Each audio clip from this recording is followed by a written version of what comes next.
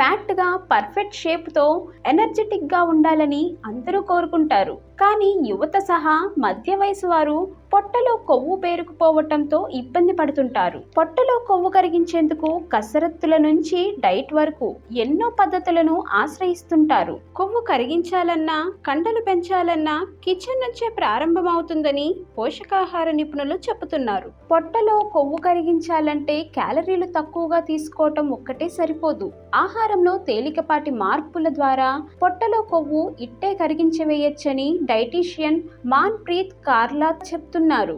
ఏ తరహా ఆహారం ఏ సమయంలో తీసుకోవాలనే ఆహార నియమాలను పాటిస్తే వేగంగా పొట్టలో కొవ్వు కరిగించటంతో పాటు జీర్ణక్రియల వేగం పెరిగి హార్మోన్ల సమతూకం కూడా పెరుగుతుందని మాన్ప్రీత్ చెప్తున్నారు. ఇవి పాటిస్తే పొట్టలోని కొవ్వు సులభంగా వేగంగా కరిగించవచ్చని మాన్ప్రీత్ పేర్కొన్నారు. ఆహారంలో ఈ మార్పులతో పొట్టలో కొవ్వును కరిగించవచ్చని ఆమె చెబుతున్నారు.